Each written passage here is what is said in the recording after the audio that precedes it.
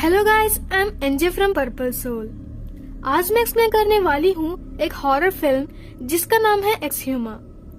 Before starting explaining, let me introduce to the characters. Story revolve करती है हमारे 2 या 3 कैरेक्टर्स के बीच, ली ह्वारिम एंड हर असिस्टेंट बोंगिल जो कि शामन है, और सोंगडोक जो कि एक जियोमैंसर है। इन सिंपल वर्ड, शामन का मतलब एक इंसान जो स्पिरिचुअली सेंसिटिव है और उन्हें हम real world and spiritual world की ब्रिज बुला सकते हैं। और स्पिरिट से रिलेटेड काम से ह्वारिम एंड हर असिस्टेंट बोंगिल निपटते हैं। वही जियोमैंसर सोंगडोक का काम बस डेड बॉडी को शांति देने का है। I mean, जब किसी मरे हुए इंसान को डिस्कम्फर्ट फील होता है तब वो उनके फैमिली मेंबर्स के सपने में आकर उन्हें डराते हैं। ऐसे सिचुएशन पर सोंगडोक डेड बॉडी को फिर से खोदकर रीजन पता करता है कि इस डेड ह्यूमन को क्यों डिस्कम्फर्ट फील हो रहा है और वो क्यों अपने परिवार को डरा रहा है। एंड स्टोरी में एक और कैरेक्टर है जो हमारे सोंगडोक के लिए पार्टनर जैसे बनता है, जीयुन, जो कि एक मॉर्टिशियन है जो अंतिम संस्कार करता है। कहानी शुरू होती है ली ह्वारिम एंड बोंगिल से, जो यूएस में एक हॉस्पिटल पर छोटे से बच्चे का चेकअप कर रहे होते हैं और कुछ रिचुअल कर उन्हें पता चलता है कि ये प्रॉब्लम स्पिरिट से रिलेटेड है, और इस बात को दोनों बच्चे की मदर को इन्फॉर्म करते हैं। अगले सीन में ह्वारिम कोरिया में उसी बच्चे के डैड जियोंग से मिलती है। जियोंग रिच है और उसके सारे फैमिली मेंबर्स यूएस में रहते हैं। जियोंग के बड़े भाई ने मेंटल हॉस्पिटल में सुसाइड किया था और अब जियोंग और उसके न्यूबॉर्न बेबी को भी कुछ पैरानॉर्मल चीजें फील हो रही है। इसे सुनकर ह्वारिम बताती है, ये सब आपके मरे हुए दादाजी की वजह से हो रहा है और इन सब को ठीक करने के लिए हमें जियोमैंसर सोंगडोक की मदद लेनी होगी, क्योंकि उन्हें ग्रैंडफादर की डेड बॉडी को फिर से खोदना होगा और दूसरी जगह पर जाकर दफनाना होगा या उसे जलाना होगा। दूसरी तरफ जियोमैंसर सोंगडोक एक ग्रैंडमा की डेड बॉडी को खोदता हुआ दिखता है और वो कुछ नोटिस करता है। डेड दादी जी का डिस्कम्फर्ट का रीजन ये है कि वो हंग्री है, एंड वो हंग्री इसलिए है क्योंकि उसके दांत को किसी ने छुपा लिया है। डेड बॉडी में दांत को मिसिंग देखकर सोंगडोक सबसे इसके बारे में पूछता है। तब इन सब का कल्प्रिट एक बच्चा निकलता है जिसने बस अपनी दादी के याद में उस दांत को अपने पास रख लिया था। फिर ह्वारिम और बोंगिल सोंगडोक से मिलने जाते हैं और जियोंग के केस के बारे में उनसे बताते हैं। वैसे भी सोंगडोक को अपनी बेटी की शादी के लिए पैसे चाहिए थे और ये केस उन्हें काफी पैसे दे रहा था, इसलिए वो मान जाता है। फिर वो माउंटेन के ऊपर जाकर जियोंग की ग्रैंडपा की ग्रेवयार्ड को चेक करना शुरू करते हैं। ग्रेवयार्ड की मिट्टी की टेस्ट से, लिटरली मिट्टी के टेस्ट से सोंगडोक काम से पीछे हट जाता है और वो जियोंग से पूछता है, यहाँ पर डेड बॉडी को दफनाने का आइडिया किसका था? तब जियोंग बताता है किसी फेमस मॉन्क गिसुने का था।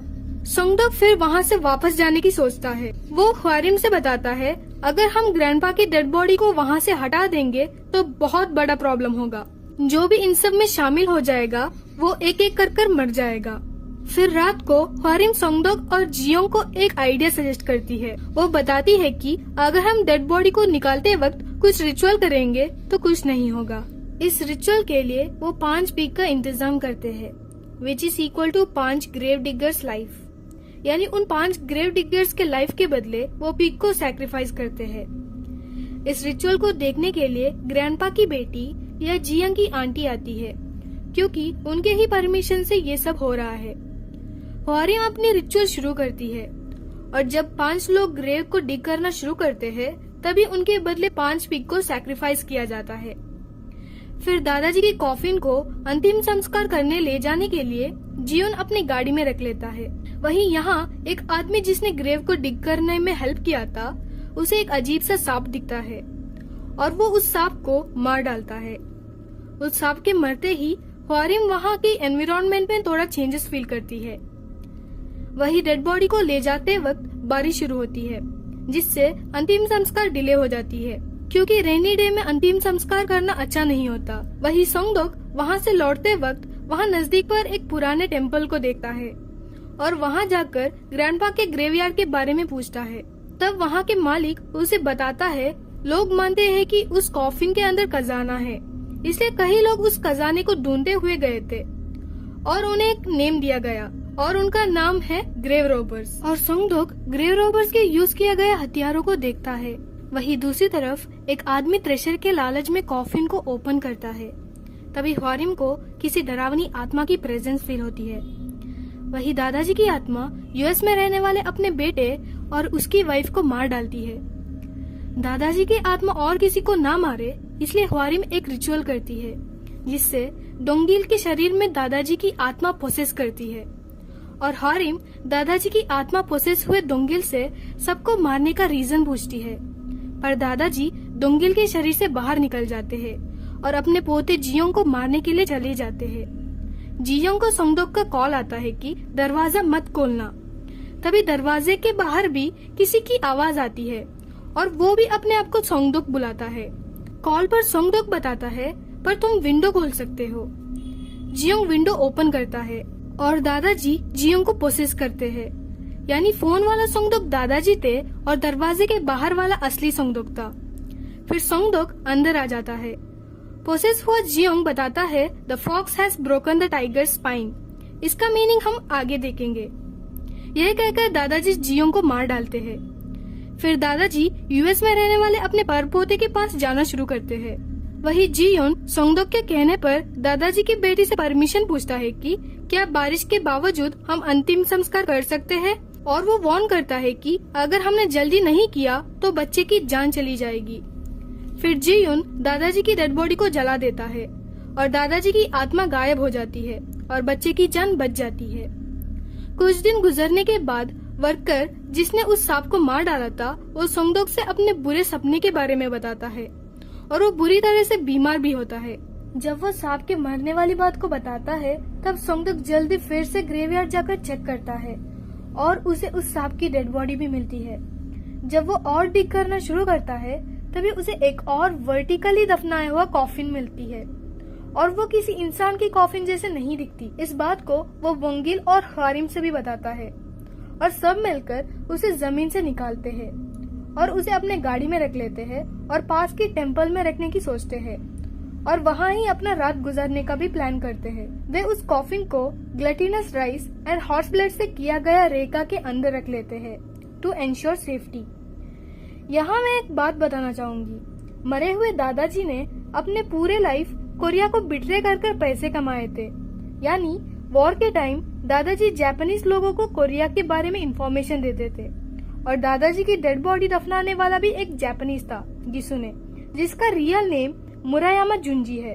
वही रात को ह्वारिम अपनी दीदी से मुरायामा जुंजी के बारे में पूछती है। तब उसकी दीदी बताती है कि मुरायामा जुंजी फॉक्स के नेम से फेमस है। हमारे गुरु भी उनसे एक बार मिले थे।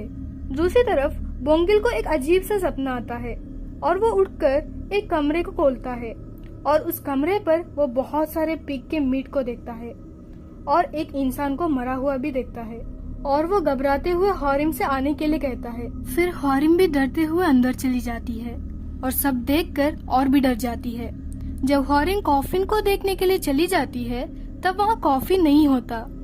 तभी सडनली उसे दरवाजे के बाहर से एक आवाज आती है और ये आवाज एक डरावनी जापानीज समुराई स्पिरिट की थी।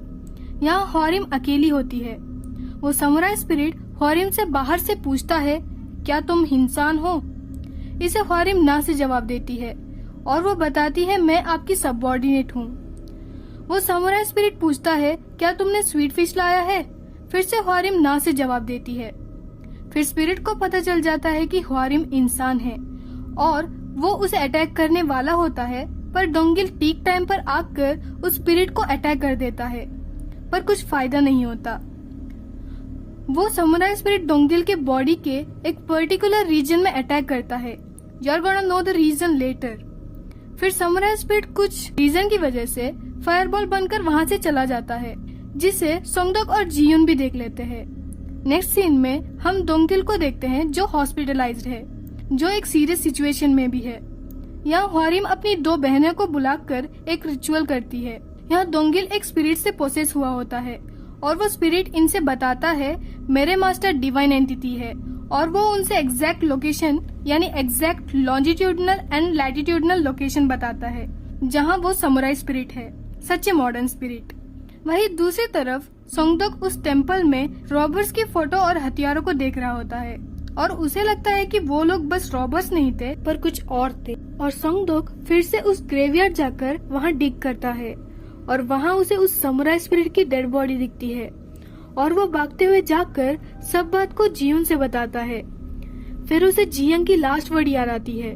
यहाँ टाइगर साउथ कोरिया को कहा गया है और फॉक्स में भी जापान को।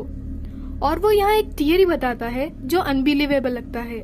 दैट इज जापानीज लोगों ने पूरे कोरिया पर अपना कताना या आयरन स्टेक्स को हर जगह पर दफनाया था with the intention of disrupting the balance of negativity and positivity.